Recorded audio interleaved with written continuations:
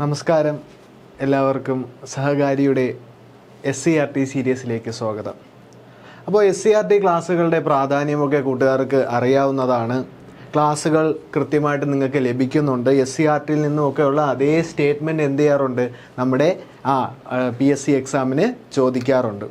അപ്പോൾ നമ്മൾ ഇന്നിവിടെ ഡിസ്കസ് ചെയ്യാനായിട്ട് പോകുന്നത് 6ാം ക്ലാസ്സിലെ ബേസിക് സയൻസിലെ രണ്ടാമത്തെ പാഠമായിട്ടുള്ള കാന്തിക ലോകത്തെ അത്ഭുതം എന്ന് പറയുന്ന ഒരു പാഠഭാഗമാണ്. അപ്പോൾ കാന്തത്തിൻ്റെയൊക്കെ പ്രാധാന്യം നമുക്ക് വളരെയേറെ അറിയാവുന്ന കാര്യങ്ങളാണ്. നമ്മുടെ നിത്യജീവിതത്തിൽ നമ്മൾ ഉപയോഗിക്കുന്ന സാധനങ്ങൾ അതിലൊക്കെ ഒട്ടുമിക്ക എണ്ണത്തിൽ എന്തുണ്ടായിരിക്കും, ഈ കാന്തത്തിൻ്റെ ഒരു ഉപയോഗമുണ്ടായിരിക്കും. സോ അത്രയേറെ പ്രാധാന്യമുള്ള ഒരു പാഠമാണ്. അതുപോലെ തന്നെ അതിലുപരി നല്ല നല്ല പോയിന്റ്സും ഇതിലുണ്ട്. നമ്മുടെ PSC എക്സാമിന് ചോദിക്കാൻ പറ്റിയ പോയിന്റ്സ് ഇതിലുണ്ട്. അപ്പോൾ നമുക്ക് എന്ത് ചെയ്യാം, പാഠഭാഗത്തിലോട്ട് പോകാം. കാന്തിക ലോകത്തെ അത്ഭുതം. ഇവിടെ 3 ചിത്രങ്ങൾ കൊടുത്തിട്ടുണ്ട്, ഒന്ന് നോക്കിയേ. ഇത്തരം സാധനങ്ങൾ അടയ്ക്കുമ്പോൾ അവയുടെ അടപ്പ് പെട്ടെന്ന് ഒട്ടിച്ചേരുന്നത് നിങ്ങളുടെ ശ്രദ്ധയിൽപ്പെട്ടിട്ടില്ലേ? എന്തുകൊണ്ടാണ് ഇങ്ങനെ സംഭവിക്കുന്നതെന്ന് പറയാമോ? ഒരു മൊട്ടുസൂചി ഇവയുടെ അടയ്ക്കുന്ന ഭാഗങ്ങളുടെ അടുത്ത് കൊണ്ടുവന്നാൽ എന്ത് സംഭവിക്കും? എന്തുകൊണ്ടാണ് ഇവ പെട്ടെന്ന് ഒട്ടിപ്പിടിക്കുന്നതെന്ന് ഊഹിച്ച് പറയാമോ? ചർച്ച ചെയ്യൂ. അപ്പോൾ ഈ സാധനങ്ങളൊക്കെ നമുക്കറിയാം അല്ലേ? ബോക്സ് ബോക്സ്, പിന്നെ അതുപോലെ തന്നെ പേഴ്സ്, ദെൻ മൊബൈൽ ഫോൺ. അപ്പോൾ ഇതിൻ്റെയൊക്കെ പ്രത്യേകത എന്താണ്? ഇത് അടയ്ക്കുമ്പോൾ അത് പെട്ടെന്ന് തന്നെ ഒട്ടിപ്പിടിക്കും. അതിലൊരു കാര്യമുണ്ട്. എന്താണ് ആ കാര്യം എന്ന് പറയുന്നത്? അവിടെ കാന്തം എന്ത് ചെയ്യുന്നുണ്ട്, ഇരുമ്പിനെ ആകർഷിക്കുകയും അവിടെ എന്ത് ചെയ്യുന്നുണ്ട്, ഒട്ടിപ്പിടിക്കുകയും ചെയ്യുന്നു. സോ അതാണ് ഞാൻ പറഞ്ഞത്, നമ്മുടെ നിത്യജീവിതത്തിൽ നാം പോലും അറിയാതെ എന്ത് ചെയ്യുന്നുണ്ട്, ഈ കാന്തങ്ങളുടെ ഉപയോഗം നമ്മളിൽ വന്നു ചേരുന്നുണ്ട്. സോ ഫസ്റ്റ് പോയിന്റ്, ഒരു PSC ഉദ്യോഗാർത്ഥി എന്നുള്ള നിലയ്ക്ക് നമുക്ക് പഠിക്കേണ്ട ആദ്യത്തെ പോയിന്റ് ഇതാ ഇവിടെ കൊടുത്തിട്ടുണ്ട്. കാന്തം ആകർഷിക്കുന്നവയും ആകർഷിക്കാത്തവയും. കാന്തിക വസ്തുക്കളും അകാന്തിക വസ്തുക്കളും അല്ലെങ്കിൽ magnetic substances and non magnetic substances. കാന്തം ആകർഷിക്കുന്ന വസ്തുക്കളെയാണ് കാന്തിക വസ്തുക്കൾ എന്ന് പറയുന്നത്. എക്സാമ്പിൾ ഏതൊക്കെയാണ് സുഹൃത്തുക്കളെ? ഇരുമ്പ്, നിക്കൽ, അതുപോലെ തന്നെ കൊബാൾട്ട്. ഇതാണ് നമുക്ക് വേണ്ട പോയിന്റ്. സോ ഇരുമ്പും നിക്കൽ, കൊബാൾട്ട് ഇതൊക്കെ എന്താണ്? കാന്തിക വസ്തുക്കളാണ്. അതായത് കാന്തം ആകർഷിക്കുന്നവയാണിത്. അതേസമയം തന്നെ കാന്തം ആകർഷിക്കാത്ത വസ്തുക്കളാണ് എന്തെന്ന് പറയുന്നത്?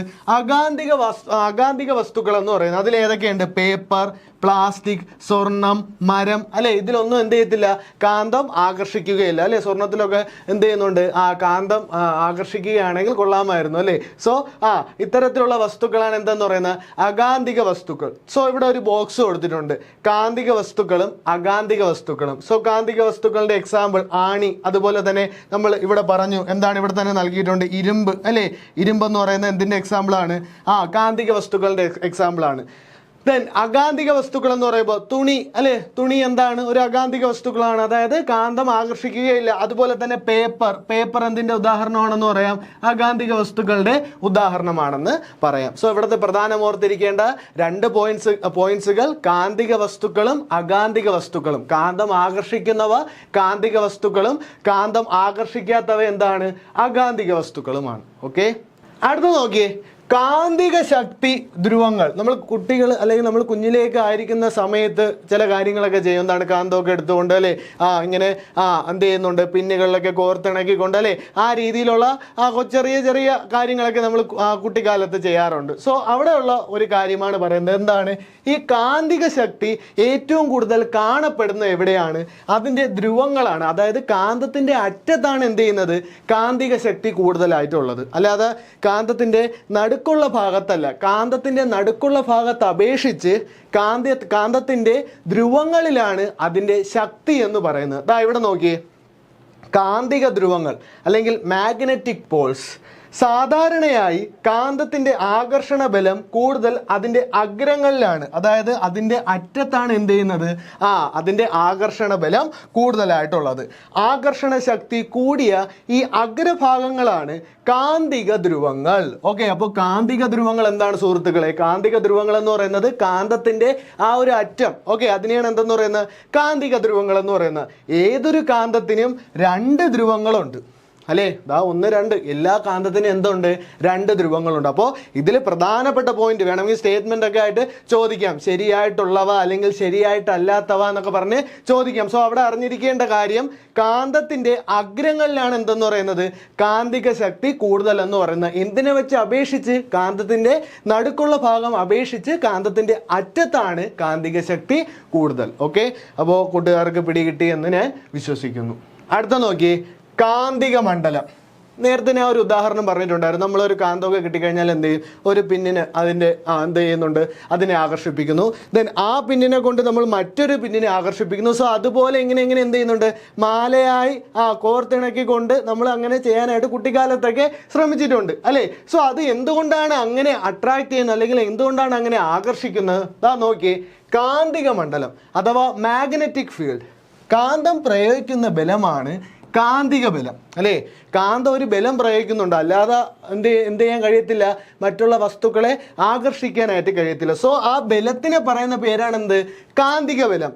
കാന്തത്തിന് ചുറ്റും കാന്തിക ബലം അനുഭവപ്പെടുന്ന പ്രദേശമാണ് കാന്തിക മണ്ഡലം. ഓക്കെ, സോ ഈ കാന്തിക ബലം എന്ത് ചെയ്യുന്നുണ്ട്? അതായത് നേരത്തെ ഞാൻ പറഞ്ഞു, ആ ഒരു കാന്തം കൊണ്ട് പിന്നിൽ നമ്മൾ വയ്ക്കുമ്പോൾ എന്ത് ചെയ്യുന്നുണ്ട്? പിന്നെ അട്രാക്റ്റ് ആവുന്നുണ്ട്, അല്ലേ? പിന്നെ ആകർഷിക്കപ്പെടുന്നുണ്ട്. ദെൻ ആ പിന്നുകൊണ്ട് മറ്റൊരു പിന്നിലോട്ട് വയ്ക്കാൻ നേരത്തെ എന്ത് ചെയ്യുന്നുണ്ട്?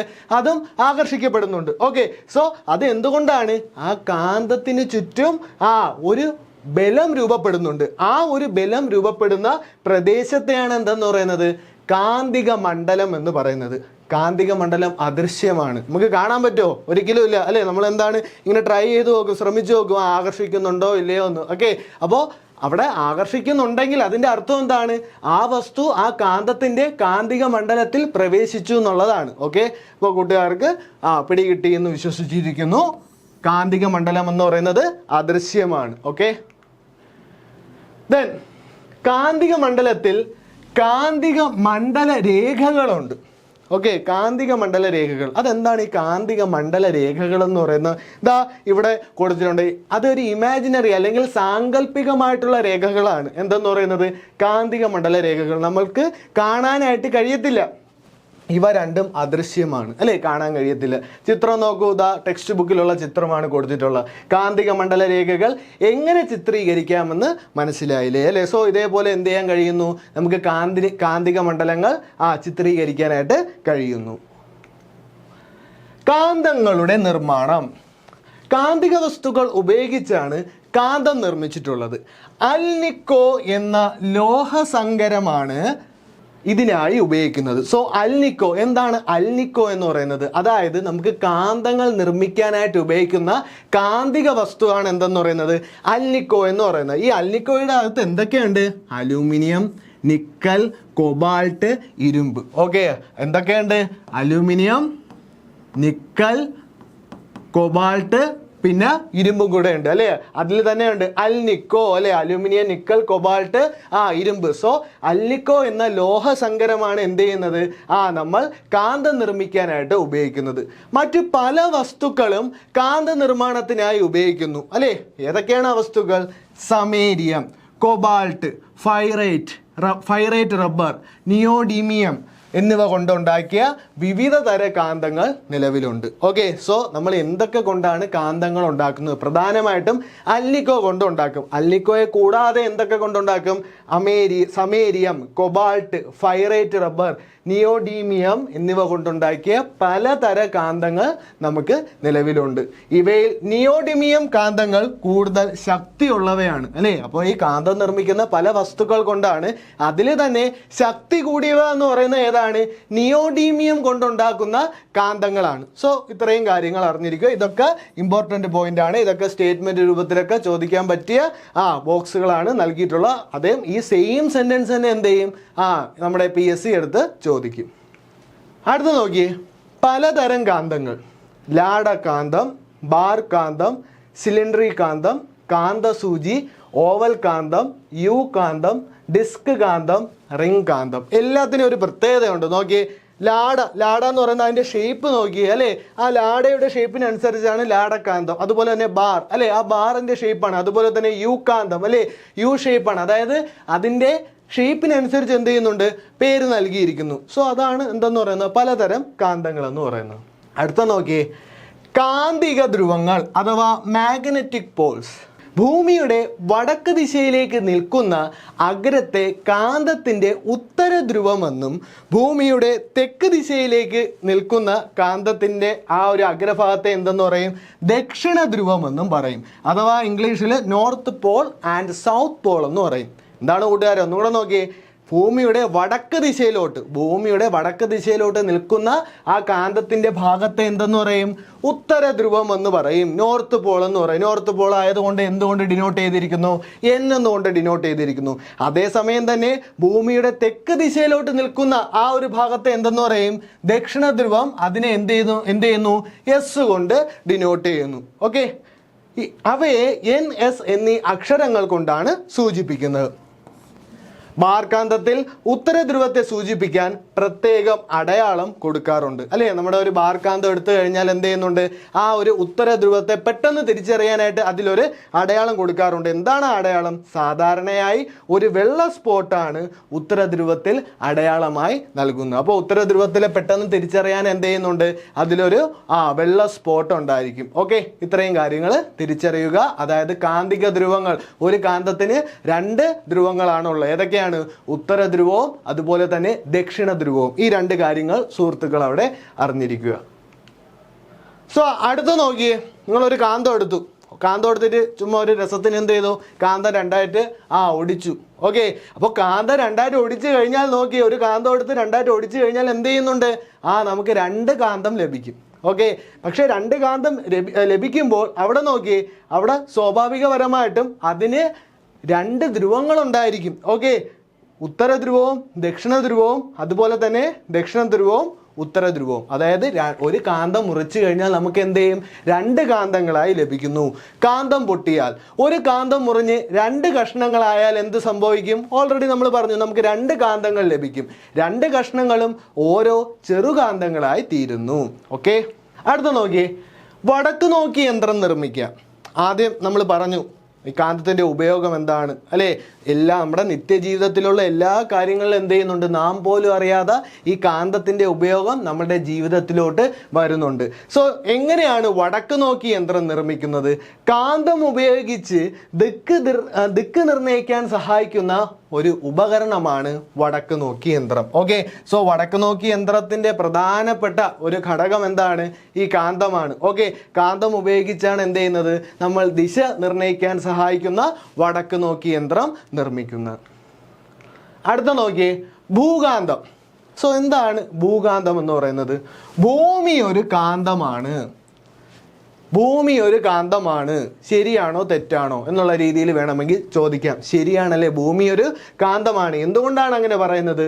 ഭൂമി ഒരു കാന്തമായതുകൊണ്ട് തന്നെ അതിനെ പറയുന്നതാണ് ഭൂകാന്തം. ഓക്കെ, ഈ ഭൂകാന്തത്തിന് ഒരു കാന്തിക മണ്ഡലമുണ്ട്. അതിനെന്തുണ്ട്? ഒരു കാന്തിക മണ്ഡലം. ഈ ചിത്രം ഒന്ന് നിരീക്ഷിക്കണം. കാന്തിക മണ്ഡലം എന്ന് നമ്മൾ നേരത്തെ പറഞ്ഞു, നമുക്ക് അദൃശ്യമായിട്ടുള്ള ആണ് എന്തെന്ന് പറയുന്നത്? കാന്തിക മണ്ഡലം എന്ന് പറയുന്നത്. അപ്പോൾ ഭൂകാന്ത ധ്രുവങ്ങൾ തെക്കുവടക്ക് ദിശയിലാണ്. നോക്കിയേ, തെക്ക് വടക്ക് ദിശയിലാണ്. ഈ ഒരു ചിത്രത്തിൽ നോക്കിയാൽ നിങ്ങൾക്ക് കാണാനായിട്ട് കഴിയും. തെക്ക് വടക്ക് ദിശയിലാണ് എന്ത് ചെയ്യുന്നത്? ഭൂകാന്തങ്ങൾ കാണപ്പെടുന്നത്. ഭൂമിയുടെ ഉത്തര ധ്രുവം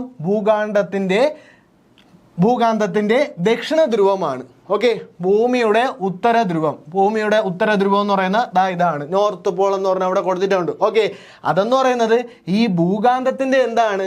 ദക്ഷിണ ധ്രുവമാണ്. അതേസമയം തന്നെ അതിന്റെ താഴോട്ടൊന്ന് നോക്കിയേ, ഭൂമിയുടെ ദക്ഷിണ ധ്രുവം എന്ന് പറയുന്നത് എന്താണ്? ഭൂകാന്തത്തിന്റെ ഉത്തര ധ്രുവമാണ്. അതായത് ജസ്റ്റ് ഓപ്പോസിറ്റ് ആയിട്ട് വരുന്നു, അത്രേ ഉള്ളൂ. ഓക്കെ, ഭൂമിയുടെ ഉത്തര ധ്രുവം എന്ന് പറയുന്നത് ഭൂകാന്തത്തിന്റെ ദക്ഷിണ ധ്രുവവും, അതുപോലെ തന്നെ ഭൂമിയുടെ ദക്ഷിണ ധ്രുവം എന്ന് പറയുന്നത് ഭൂകാന്തത്തിന്റെ ഉത്തര ധ്രുവവും. ഓക്കെ, അപ്പോൾ സുഹൃത്തുക്കൾക്ക് മനസ്സിലായെന്ന് വിശ്വസിക്കുന്നു. അതുകൊണ്ടാണ് സ്വതന്ത്രമായി തൂക്കിയിട്ട കാന്തം എല്ലായ്പ്പോഴും തെക്കു വടക്ക് ദിശയിൽ നിൽക്കുന്നത്. ഓക്കെ, അടുത്ത നോക്കിയേ, കാന്തങ്ങൾ അടുക്കുമ്പോൾ എന്താണ് സംഭവിക്കുന്നത്? ഇവിടെ നോക്കിയേ, ഈ എസും എസും ഡിനോട്ട് ചെയ്യുന്നത് എന്താണ് സൂചിപ്പിക്കുന്നത്? എസും എസും നമ്മൾ നേരത്തെ പറഞ്ഞു. എന്താണ്? ഒരു കാന്തത്തിന്റെ ദക്ഷിണ ധ്രുവമാണ് സൂചിപ്പിക്കുന്നത്. അപ്പോൾ 2 ദക്ഷിണ ധ്രുവങ്ങൾ തമ്മിൽ അടുത്ത് വന്നാൽ അല്ലേ, എസ്സും അടുത്ത് വന്നാൽ എന്ത് സംഭവിക്കും? ആകർഷിക്കുമോ അതോ ആകർഷിക്കാതിരിക്കുമോ? ആകർഷിക്കത്തില്ല അല്ലേ, ഒരിക്കലും അവിടെ ഒരു ആകർഷണം ഉണ്ടാവത്തില്ല. ദെൻ അതേസമയം തന്നെ ഒരു ദക്ഷിണ ധ്രുവവും അതുപോലെ തന്നെ ഒരു ഉത്തര ധ്രുവവും വരുന്നു. അതായത് ഒരു SN അല്ലേ, സൗത്ത് പോളും നോർത്ത് പോളും അല്ലെങ്കിൽ ദക്ഷിണ ധ്രുവവും ഉത്തര ധ്രുവവും വരുന്നു. അവിടെ എന്ത് ചെയ്യും? അവിടെ കാന്തങ്ങൾ തമ്മിൽ ആകർഷിക്കും. കാന്തങ്ങൾ തമ്മിൽ അവിടെ എന്ത് ചെയ്യും സുഹൃത്തുക്കളെ? കാന്തങ്ങൾ തമ്മിൽ അവിടെ ആകർഷിക്കും. അടുത്ത നോക്കിയേ, ഒരു ഉത്തര ധ്രുവവും അതുപോലെ തന്നെ മറ്റൊരു ഉത്തര ധ്രുവവും, കാന്തത്തിന്റെ 2 ഉത്തര ധ്രുവങ്ങൾ അടുത്തടുത്ത് വരികയാണ്. ആകർഷിക്കോ? ഒരിക്കലും അവിടെ ആകർഷിക്കത്തില്ല. അതുപോലെ തന്നെ തിരിച്ചു നോക്കിയേ, ഒരു ഉത്തര ധ്രുവവും അതുപോലെ തന്നെ ഒരു ദക്ഷിണ ധ്രുവവും NS, ഓക്കെ, ഒരു നോർത്ത് പോളും ഒരു സൗത്ത് പോളും, അവിടെ എന്ത് ചെയ്യും? അവിടെ ഉറപ്പായിട്ട് ആ കാന്തങ്ങൾ തമ്മിൽ ആകർഷിക്കും. ഓക്കെ, അപ്പോൾ ഇവിടെ ഇത്രയേ ഉള്ളൂ. എന്താണ്? എതിർദിശയിലുള്ള എതിർദിശയിലുള്ള അല്ലെങ്കിൽ എതിരായിട്ട് വരുന്ന ധ്രുവങ്ങൾ തമ്മിലാണ് എന്ത് ചെയ്യുന്നത്? ആകർഷിക്കപ്പെടുന്നത്. അതായത് നമ്മൾ ഇംഗ്ലീഷിലൊക്കെ പറയും എന്താണ്? ഓപ്പോസിറ്റ് അട്രാക്ട്സ് എന്ന് പറയും. അതാണ് ഇവിടെ നടക്കുന്നത്. ഓക്കെ, ആകർഷണവും വികർഷണവും, അട്രാക്ഷൻ ആൻഡ് റിപ്പൾഷൻ, എന്താണ് അത് സൂചിപ്പിക്കുന്നത്? വ്യത്യസ്ത കാന്തങ്ങളുടെ ഒരേ ധ്രുവങ്ങളെ സജാതീയ കാന്തങ്ങളെന്നും വ്യത്യസ്ത ധ്രുവങ്ങളെ വിജാതീയ ധ്രുവങ്ങളെന്നും പറയുന്നു. അപ്പോൾ വ്യത്യസ്ത കാന്തങ്ങളുടെ ഒരേ ധ്രുവങ്ങളെ എന്തെന്ന് പറയുന്നു? സജാതീയ ധ്രുവങ്ങളെന്നും വ്യത്യസ്ത ധ്രുവങ്ങളെ വിജാതീയ ധ്രുവങ്ങളെന്നും പറയുന്നു. ഈ 2 പേരും ഒന്ന് നോട്ട് ചെയ്ത് വെച്ചോണം. അതായത് നമ്മൾ നേരത്തെ ചിത്രത്തിൽ പറഞ്ഞായിരുന്നു. എന്താണ് നേരത്തെ ചിത്രത്തിൽ? എതിർദിശയിൽ വരുന്ന 2 കാന്തങ്ങളുടെ ധ്രുവങ്ങൾ. ഓക്കെ, അപ്പോൾ എതിർദിശയിൽ വരാൻ നേരത്തെ എന്താണ് സുഹൃത്തുക്കളെ വരുന്നത്? നമ്മൾ പറഞ്ഞു എതിർദിശയിലാണെങ്കിൽ എന്താണ്? വിജാതീയ കാന്തങ്ങളായിരിക്കും. ഒരേ ദിശയിലാണെങ്കിൽ എന്തെന്ന് പറയും? സജാതീയ കാന്തങ്ങൾ. എസ് എന്താണ്?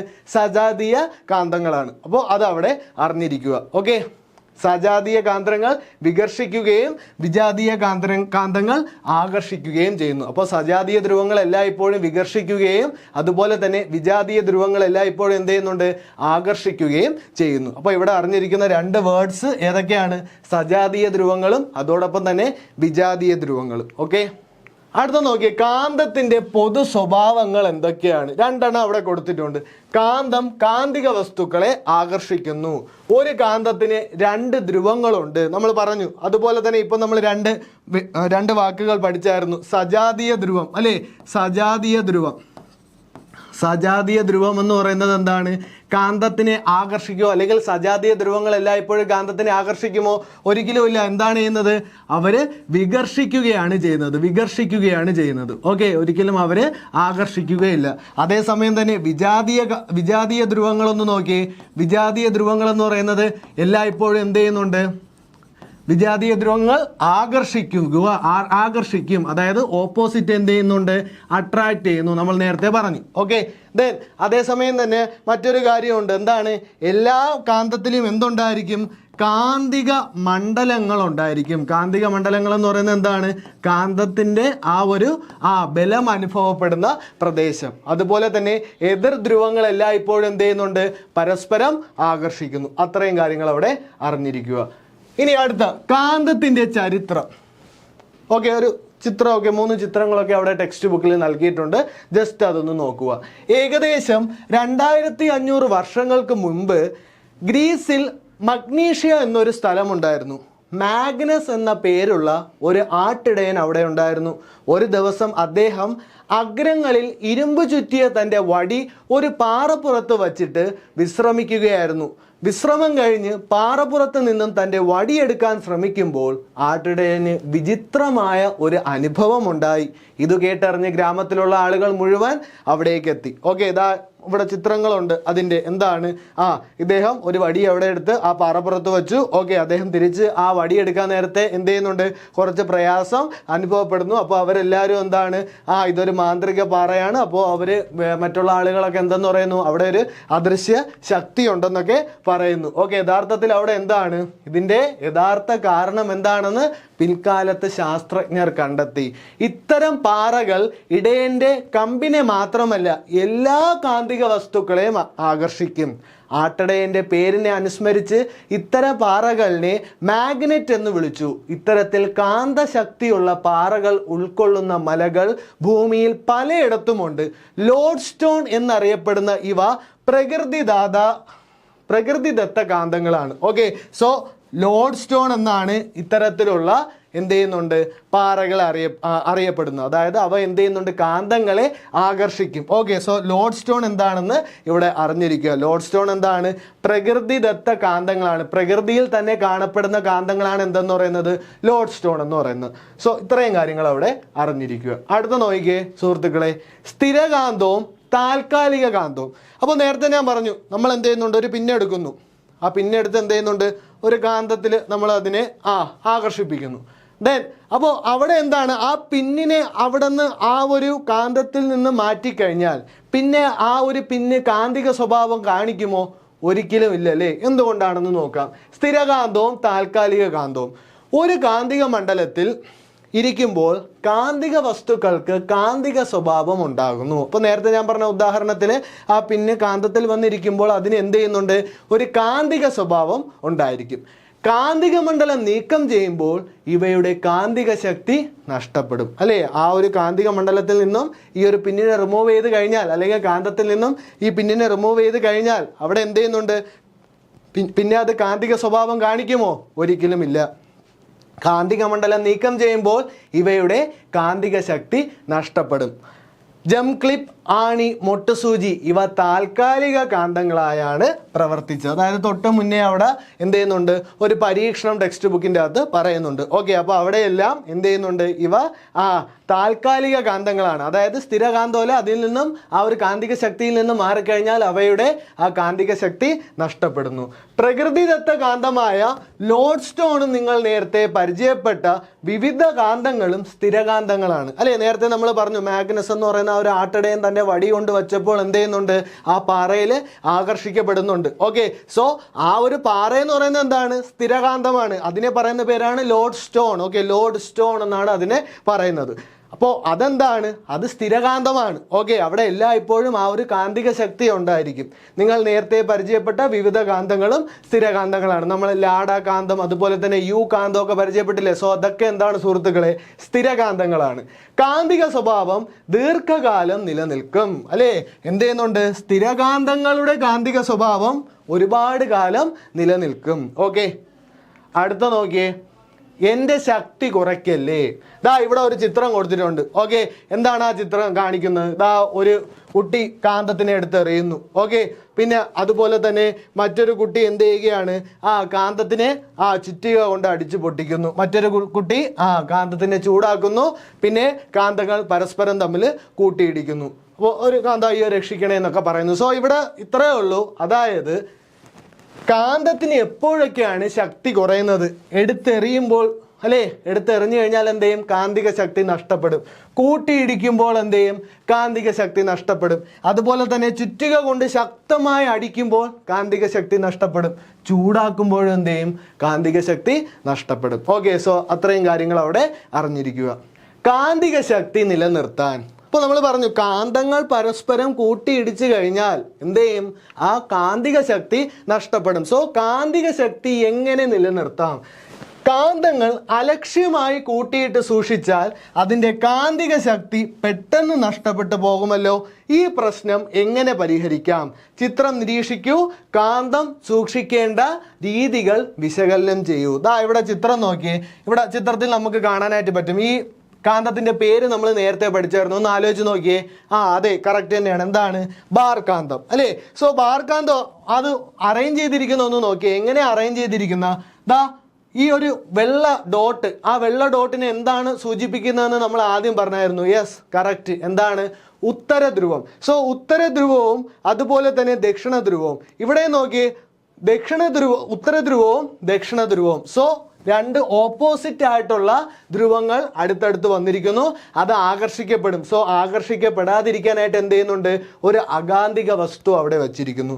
Then stopper. ഓക്കെ, സ്റ്റോപ്പർ എന്ന് പറയുന്നത് വേറെ ഒന്നുമല്ല, ഒരു കാന്തിക വസ്തുവാണ് എന്തെന്ന് പറയുന്നത്, സ്റ്റോപ്പർ എന്ന് പറയുന്നത്. ഓക്കെ, സോ അതും എന്ത് ചെയ്യുകയാണ്, ആ കാന്തത്തിന്റെ കാന്തിക ശക്തി നിലനിർത്താനായിട്ട് ഉപയോഗിച്ചിരിക്കുകയാണ്. സോ ഇത്രയും കാര്യങ്ങൾ അവിടെ അറിഞ്ഞിരിക്കുക. അടുത്ത നോക്കിയേ, വൈദ്യുത കാന്തം. എന്താണ് വൈദ്യുത കാന്തം എന്ന് പറയുന്നത്? 9 വോൾട്ട് ബാറ്ററി കണക്ടർ, കവചിത ചെമ്പുകമ്പി, പച്ചിരുമ്പാണി, മൊട്ടുസൂചി, അതെല്ലാം വച്ചുകൊണ്ട് എന്ത് ചെയ്യുന്നുണ്ട്, ഒരു വൈദ്യുത കാന്തം ഇവിടെ നിർമ്മിച്ചിട്ടിരിക്കുകയാണ്. സോ എന്താണ് വൈദ്യുത കാന്തം അഥവാ ഇലക്ട്രോ മാഗ്നറ്റ്? ചെമ്പുകമ്പിയിലൂടെ വൈദ്യുതി കടന്നു പോകുമ്പോൾ അതിനു ചുറ്റും ഒരു കാന്തിക മണ്ഡലം രൂപപ്പെടുകയും ആണി കാന്തമായി മാറുകയും ചെയ്യുന്നു. സോ ഇവിടെ നമ്മൾ നേരത്തെ പറഞ്ഞു, ഈ ഒരു ചെമ്പുകമ്പിയിലൂടെ എന്ത് ചെയ്യുകയാണ്, വൈദ്യുതി കടന്നു പോവുകയാണ്. ആ ഒരു സമയത്ത് ആണി എന്ത് ചെയ്യുന്നുണ്ട്, ആണിക്കൊരു കാന്തിക സ്വഭാവം വരികയും ഒരു കാന്തിക മണ്ഡലം അവിടെ രൂപപ്പെടുകയും ചെയ്യുകയാണ്. ഇതാണ് വൈദ്യുത കാന്തം എന്ന് പറയുന്നത്. ഓക്കെ, എന്താണ് വൈദ്യുത കാന്തം? അതായത് താൽക്കാലികമായിട്ടുള്ളതാണ് വൈദ്യുത കാന്തം. ഈ ഒരു വൈദ്യുതി വിച്ഛേദിച്ച് കഴിഞ്ഞാൽ പിന്നെ ഈ ആണി എന്തായിട്ട് പ്രവർത്തിക്കും, ഈ കാന്തമായിട്ട് പ്രവർത്തിക്കുമോ? ഒരിക്കലും പ്രവർത്തിക്കത്തില്ല. അത് താൽക്കാലിക കാന്തങ്ങളാണ് അല്ലേ. ഇതിൻ്റെ കാന്തിക ശക്തി താൽക്കാലികമാണ്, സ്ഥിരകാന്തമല്ല, താൽക്കാലിക കാന്തമാണ്. വൈദ്യുതി പ്രവാഹം വിച്ഛേദിച്ചാൽ വൈദ്യുത കാന്തത്തിൻ്റെ കാന്തിക ശക്തി നഷ്ടപ്പെടും. ഓക്കെ, സോ ഇവിടെ വൈദ്യുതി മാറ്റി കഴിഞ്ഞാൽ എന്ത് ചെയ്യും, ഈ ഒരു കാന്തത്തിൻ്റെ അല്ലെങ്കിൽ ഈ ഒരു ആണിയുടെ കാന്തിക ശക്തി അവിടെ നഷ്ടപ്പെടും. ഓക്കെ, അടുത്ത നോക്കിയേ, കാന്തം നിത്യജീവിതത്തിൽ. ഓക്കെ, നമ്മൾ അറിയാതെ എന്ത് ചെയ്യുന്നുണ്ട്, നമ്മുടെ നിത്യജീവിതത്തിലൊക്കെ നമ്മൾ ഉപയോഗിക്കുന്ന സാധനങ്ങളാണ്, പക്ഷെ നാം അറിയുന്നില്ല ഇതൊക്കെ കാന്തത്തിൻ്റെ ഉപയോഗങ്ങളാണെന്ന് അവിടെ നമ്മൾ ഓർക്കുന്നില്ല. ഓക്കെ, ആദ്യത്തെ നോക്കിയേ, സ്ക്രൂ ഡ്രൈവർ ഉപയോഗിച്ചുകൊണ്ട് എന്ത് ചെയ്യുന്നുണ്ട്, ഇവിടെ ഒരു ആണികളെയൊക്കെ ആകർഷിക്കുന്നു. ദെൻ ഇലക്ട്രിക് ബെൽ, ദെൻ പിൻ ഹോൾഡർ, അതുപോലെ തന്നെ ക്രെയിൻ, ദെൻ ചെയിൻ. ഓക്കെ, അതുപോലെ electric motor, then loud speaker, അതുപോലെ തന്നെ ഡോർ സ്റ്റോപ്പർ. ഇതെല്ലാം എന്തിൻ്റെ പ്രതിഫലനമാണ്?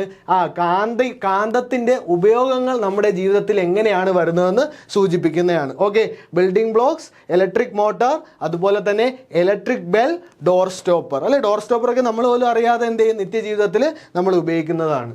അടുത്ത നോക്കിയേ, ജീവിതം മാറ്റിമറിച്ച കണ്ടുപിടുത്തങ്ങൾ. ഓക്കെ, വലിയ വലിയ കണ്ടുപിടുത്തങ്ങളുടെ പിന്നിലും എന്ത് ചെയ്യുന്നുണ്ട്, ഈ കാന്തത്തിൻ്റെ വലിയൊരു സഹായം ആവശ്യമായിട്ട് വന്നിട്ടുണ്ട്.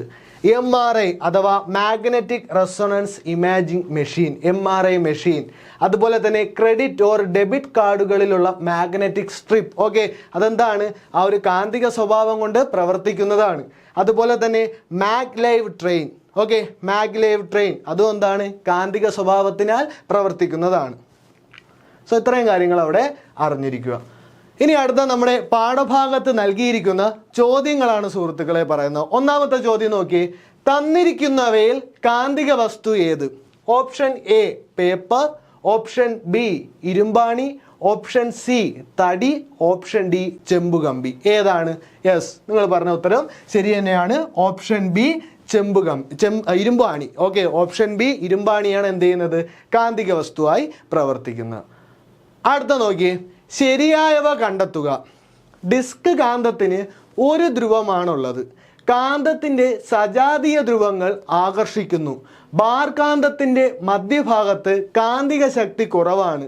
റബ്ബർ ഒരു അകാന്തിക വസ്തുവാണ്. ഓക്കെ, സോ ഇവിടെ ശരിയായവ കണ്ടെത്താനായിട്ടാണ് ഇങ്ങനെ ശരിയായവ അല്ലെങ്കിൽ തെറ്റായിട്ടുള്ളതെന്നൊക്കെ പറഞ്ഞു കഴിഞ്ഞാൽ ആ ഒരു വേർഡ് പ്രത്യേകിച്ച് എന്ത് ചെയ്യണം, നമ്മൾ നോട്ടീസ് ചെയ്ത് വയ്ക്കണം. ഓക്കെ, സോ ഇവിടെ ശരിയായവ എന്നാണ് പറഞ്ഞിട്ടുള്ളത്. അതുകൊണ്ട് ശരിയായത് ഏതാണ്? ബാർ കാന്തത്തിൻ്റെ മധ്യഭാഗത്ത് കാന്തിക ശക്തി കുറവാണ്. എവിടെയാണ് കൂടുതൽ? ധ്രുവങ്ങളിലാണ് കൂടുതൽ അല്ലേ. അതുപോലെ മധ്യഭാഗത്ത് കാന്തിക ശക്തി കുറവാണ്. ദെൻ റബ്ബർ ഒരു അകാന്തിക വസ്തുവാണ്. സോ ഈ രണ്ട് സ്റ്റേറ്റ്മെന്റും ശരിയാണ്. അടുത്ത നോക്കിയേ, വീട്ടിൽ മരപ്പണി നടക്കുന്ന സ്ഥലത്ത് മരപ്പൊടിയിലേക്ക് ആണികൾ വീണുപോയി. ആണികൾ എളുപ്പത്തിൽ വേർതിരിച്ചെടുക്കാൻ ഒരു മാർഗം പറയാമോ? ഓക്കെ, എന്താണ് മാർഗം? ഒരു കാന്തം കൊണ്ട് നിന്നാൽ മതി അല്ലേ? ഒരു കാന്തം കൊണ്ട് നിന്നാൽ എന്ത് ചെയ്യാൻ പറ്റും? ഈ ഒരു മരപ്പൊടിയിലേക്ക് വീണുപോയ ആണികൾ എളുപ്പത്തിൽ വേർതിരിച്ചെടുക്കാനായി കഴിയും. അടുത്ത നോക്കിയേ, തന്നിരിക്കുന്നവയിൽ കാന്തിക വസ്തു ഏത്? ഓപ്ഷൻ എ മരം, option B plastic, option C ഇരുമ്പ്, ഓപ്ഷൻ ഡി ഗ്ലാസ്. ഏതാണ് ഇവിടെ ശരിയായ ഉത്തരം? യെസ്, ഓപ്ഷൻ സി ഇരുമ്പ്. ബാക്കിയെല്ലാം എന്താണ്? അകാന്തിക വസ്തുക്കളാണ്. അടുത്ത നോക്കിയേ, ഒരു കാന്തത്തിന്റെ ആകർഷണ ബലം ഏറ്റവും കൂടുതലായി അനുഭവപ്പെടുന്ന ഭാഗം. ഓപ്ഷൻ എ നടുവ്, അതായത് നടുക്കുള്ള ഭാഗം, ഓപ്ഷൻ ബി ധ്രുവങ്ങൾ, ഓപ്ഷൻ സി മുകൾ ഭാഗം, ഓപ്ഷൻ ഡി കാന്തത്തിന്റെ അടിസ്ഥാനം അല്ലെങ്കിൽ കാന്തത്തിന്റെ ഏറ്റവും അടിയിലുള്ള ഭാഗം. ഓക്കെ, സോ എവിടെയാണ് ഏറ്റവും കൂടുതലായി എന്ത് ചെയ്യുന്നത്? ഈ ഒരു ആകർഷണ ബലം കാണപ്പെടുന്നത്? യെസ്, കറക്റ്റ് ആൻസർ ധ്രുവങ്ങളിലാണ് അല്ലെ? ഉത്തര ധ്രുവവും ദക്ഷിണ ധ്രുവവും. വൈദ്യുത കാന്തത്തിന്റെ കാന്തിക ശക്തി സ്ഥിരമാണ്. വൈദ്യുത പ്രവാഹം ഉണ്ടായാൽ മാത്രമേ ഉണ്ടാവൂ. ഇപ്പോഴും ശക്തമാണ്. കാന്തിക ധ്രുവങ്ങളില്ല. ഏതാണ് ശരിയായിട്ടുള്ള ആൻസർ? ഇതിൽ ഏതാണ് ശരിയായിട്ടുള്ള ആൻസർ? ഒന്ന് പറയാമോ?